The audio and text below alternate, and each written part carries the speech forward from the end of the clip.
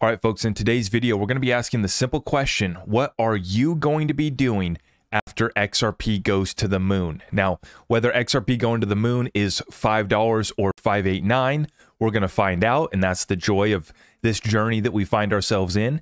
And I just want to say a huge thank you to everyone in the community that's been showing support, a lot of love.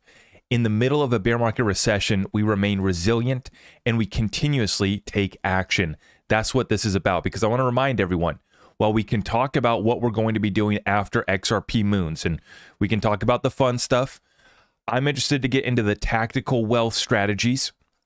But then I also want to reiterate that we can get started today with this program, with the execution and implementation of real wealth generation and preservation. And that's what we're going to be talking about here in today's episode. Now, starting off, I want to share, we're going to take a look here. Brad Kimes retweeted out here this post. Oh, my apologies. Real quick on the market, I guess, before we get into it. 34,186 for your Bitcoin, Ethereum at 1782, and XRP at 54.76. So just below 55 cents for our XRP. But this is what I was going to share here is Brad Kimes sharing another clip here from Jay Clayton. And he says it so perfectly.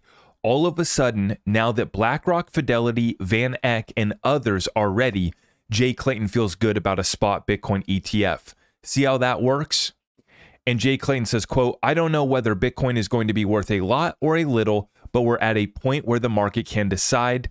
And he believes that a Bitcoin spot ETF is inevitable, which is the general consensus that we're now working with. But we have to get started out on calling out Jay Clayton for his BS. And so language warning, remember, I try to keep it clean. I try not to swear in these episodes for you guys.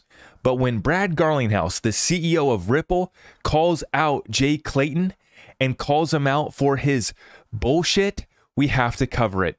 And so Cameron Winklevoss had retweeted this one, and this is a clip here from Jay Clayton.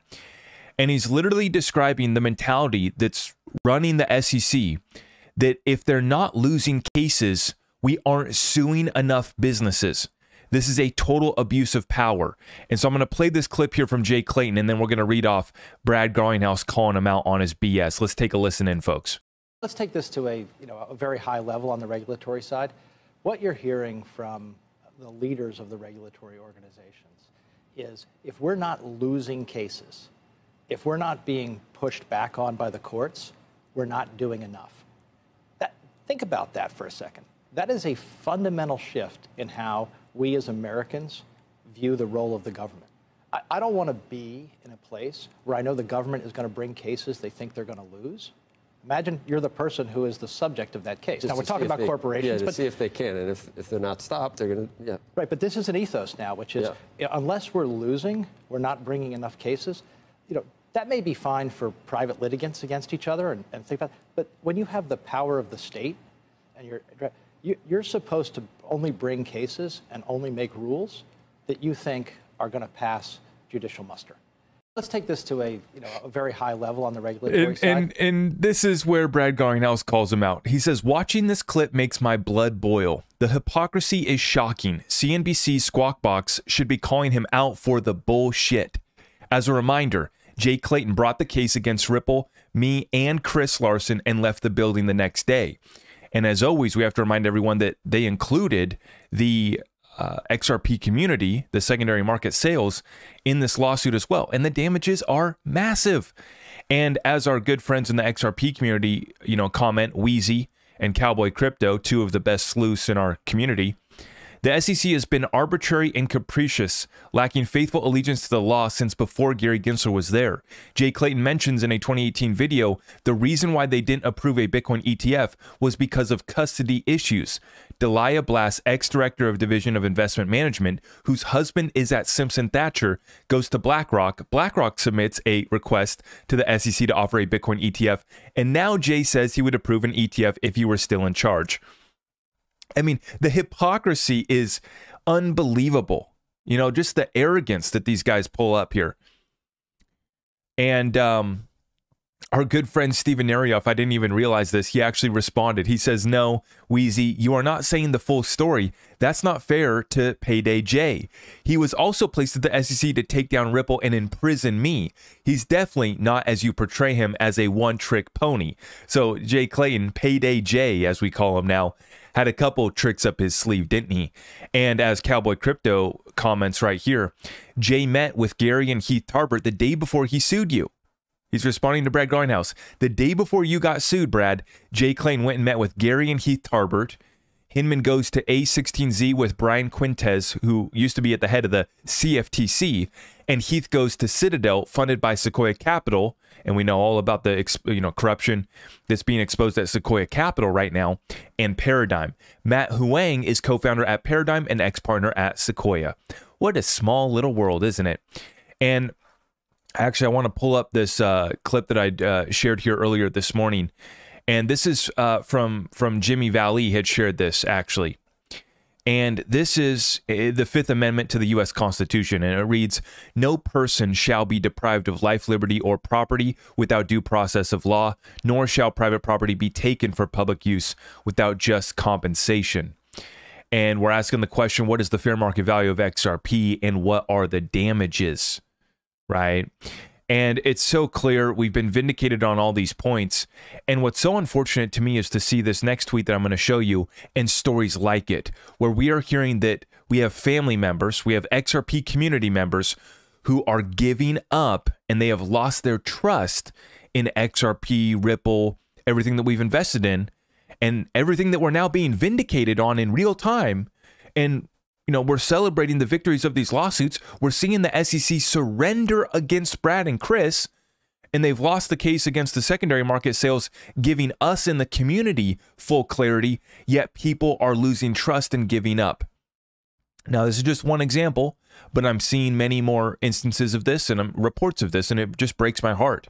Elite X, 2 family members who are also into XRP have lost trust. They are planning to sell into fiat and leave only 10% into XRP. I told them that they are nuts and we are on the finish line. Yeah, you told me that for the past 3 years is probably what the response was back from them, right?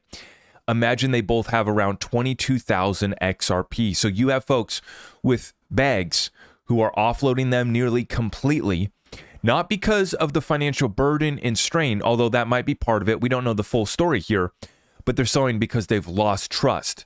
To me, that's so sad, and it goes to show you that the narratives that a lot of people are running with are these mainstream CNBC-type narratives, Bitcoin bro narratives, that we aren't building out anything that's legit, that the utility isn't, going to take us to a higher price of XRP, that we're never even going to have the speculation run that the rest of the cryptocurrency space have. And then on top of that, we've been talking how folks aren't going to make it to the dance just because we're going through a bear market recession too. And I wanted to talk today about what we are going to be doing after XRP Moons. We have folks that are selling right now at 55 cents. That's the sad part. Now we got this, as we confirmed this last week, guys, such a massive deal here. In regards to the Uphold Ripple partnership, this confirms, and as I shared when we interviewed CEO of Uphold, Simon McLaughlin, we talked about this, about how Uphold never leverages customer funds. They're not ours. So unlike Sam Bankman-Fried, who claims he didn't know that he couldn't steal his clients' funds and go gamble them on other investments, Uphold never leverages customer funds because they're not ours. We will, however, be using our expertise in sourcing both fiat and crypto, XRP included, on the open market in order to facilitate the near instantaneous transfer of money across borders via Ripple ODL. And what I'm interested to see is if this includes any U.S. banks, institutions, payment providers, because this was the big hiccup. We know that they can use ODL. That's not going to be a problem. But how do you get XRP into the hands of these institutions? We now have the U.S. Nexus, and that would be through this partnership here with Uphold. That's a massive deal. Now, expanding on that further, this is picking up traction, and now people are starting to see, when this news broke, I came out right away and I was sharing with folks how big of a deal this was. I got a lot of great feedback on the video that I posted earlier this week. It was about an 11-minute video where I explained how big of a deal this was. I played a couple clips from my interview with Simon McLaughlin, and I'd been waiting since August for this to get announced. It was a little secret that I had. And sure enough, it comes out. And so right away, I was trying to explain to everyone why this was such a big deal. Now it appears that the community is finally catching up onto this as well. And John Deaton had retweeted this article here from the Crypto Basic, where they're talking about this exact point, how Uphold plans to buy XRP on the open market and promises not to use customer funds for ODL. And John Deaton pulls this out of here, and this is very fascinating. It bears mentioning that XRP makes up Uphold's largest crypto holding, amounting to $1.25 billion worth of the token in customer funds. For context, customers only hold 168 million worth of Bitcoin on Uphold. So you have an almost 10x the XRP to Bitcoin. And that even surprised John Deaton. That surprises me. It doesn't come as an incredible surprise, though, because we know Uphold grew in popularity because they were still offering XRP to U.S. investors all through this lawsuit. And what I'm excited about as I wrap up this session and we talk about what we're going to be doing after XRP Moons is I'm going to show you a clip here. And the next one is going to be a clip from Zach Rector, CEO of PolySign, talking about their institutional grade custody solutions and how they're going to enable folks to leverage their XRP and other digital asset holdings into AMMs and other liquidity pools and other DeFi so that they can leverage their assets without having to give up custody, and they'll have institutional grade custody. Now, that's for the institutional money, and you're saying, well, Zach, how does that apply to me? And I'm going to tell you right now that you're going to get rich, you're going to build some wealth when XRP does go to the moon, and you take advantage of the other transfer of wealth opportunities that we're talking about on an every single daily basis when it comes to real estate asset class, when it comes to equities, private equity deals, when it comes to cryptocurrency digital assets. We're going to take advantage of all of this so that we build up wealth. We can start to view ourselves as someone with wealth, with means. Got to talk about a family office. We got to talk about the preparation for coming in and building out this type of wealth. Or for some of you, you already got that bag. But even if we don't make it there, and in the meantime, we can start to use institutions like Uphold, which is not just an exchange. You have to understand. Simon McLaughlin explained to me on my show that they have over 30 partnerships with exchanges and other institutions for sourcing liquidity. So, and then they also have a broker-dealer license for listing and trading securities as well. So you're going to be able to have stocks, you're going to be able to have your crypto, you're going to be able to get exposure to precious metals. We already know they have some of that. And the plan is to roll out equities markets here soon. They just bought a broker-dealer, went through FINRA, went through the whole process. Very legitimate on what they're doing. And they're actually going to be bringing back the card where you're basically 4% or whatever it is, cash back in crypto. They're looking at rolling that out again here soon as well.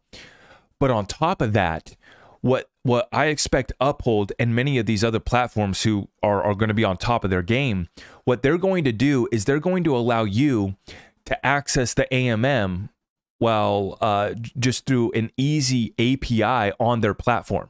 So it'll just say, start earning 5% on your XRP. Click here. You'll confirm the transaction. Boom, boom, couple clicks.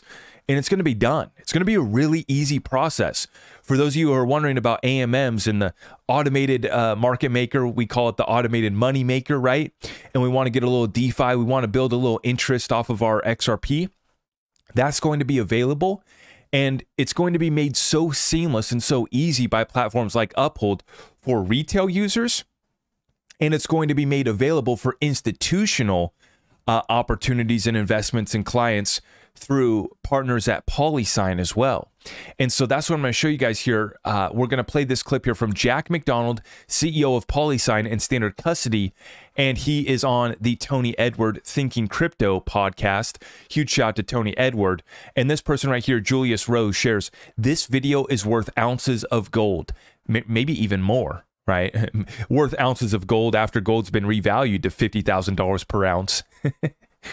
Jack McDonald just told you what you should do after XRP Moons, and that's why we titled this episode After XRP Moons. This is what we're going to be doing. And like I said, even if you don't make it to the institutional standard, and basically you don't qualify for an institutional custodian like PolySign, we're going to have retail solutions like Uphold and others that will offer this type of services as well.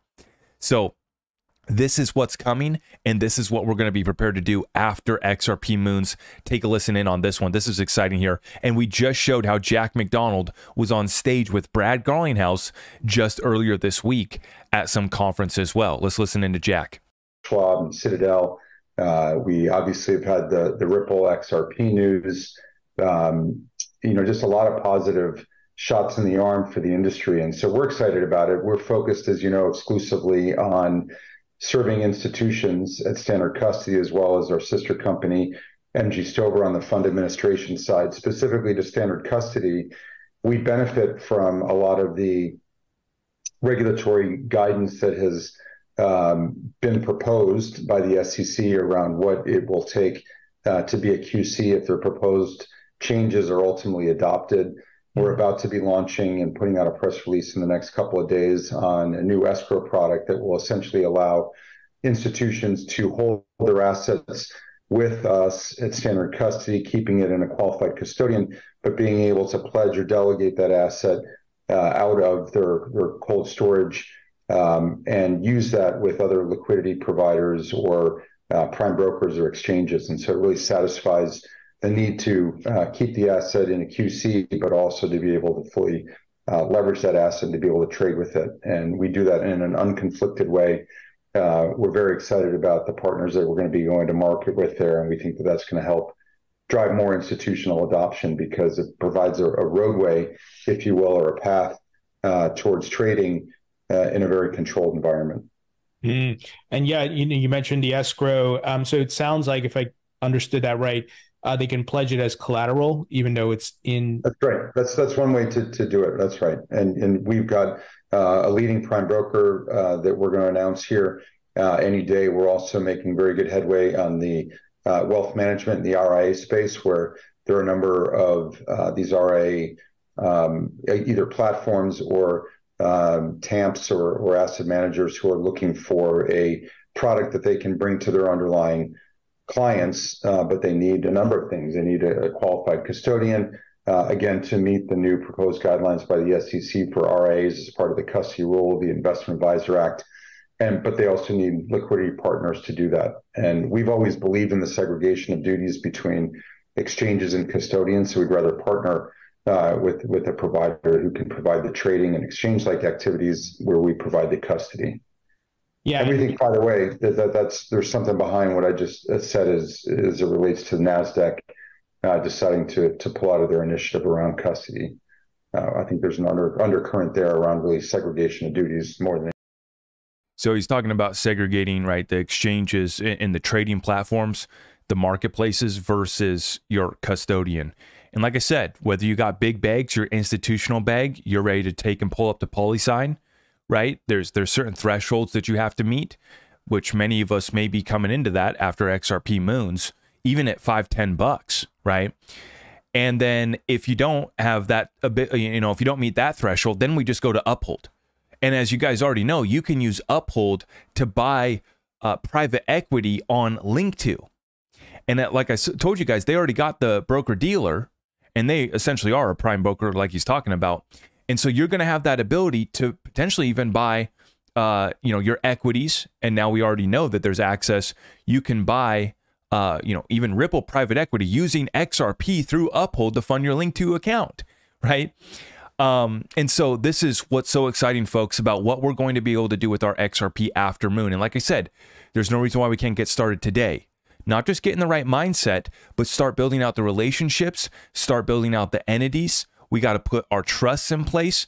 Next Saturday, I'm actually going to be hosting a tactical wealth session that's going to be on entities, trusts, and everything that we can do, as far as structure-wise to prepare ourselves for this type of wealth. But then we're going to have our options. I've been saying this for a long time. for collateralizing and leveraging our digital assets. And then what do we need to focus on next? What investments are we going to put that money towards going forward? For me, it's going to be private equity and it's going to be real estate. Let me know in the comments down below what you are going to be doing after XRP Moons. Are you just going to be sitting on the beach drinking Mai Tais? Or are we going to take this capital?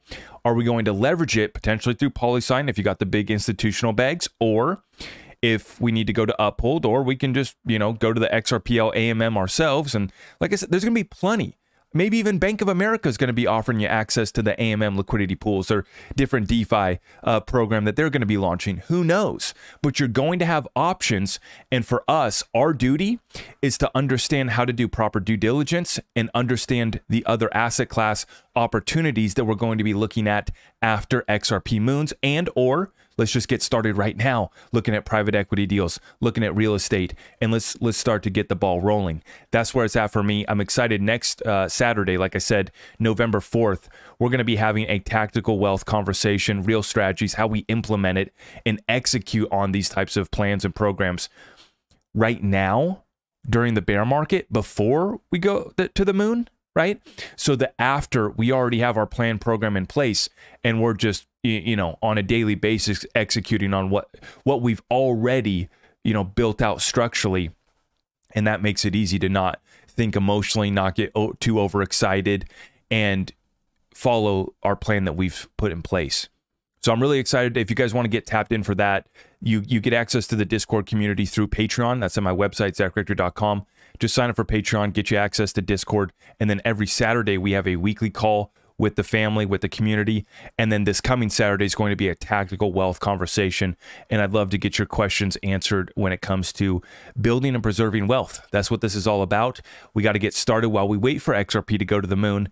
And then after the moon, we can have some fun and we can keep on compounding the capital and the wealth that we have accumulated.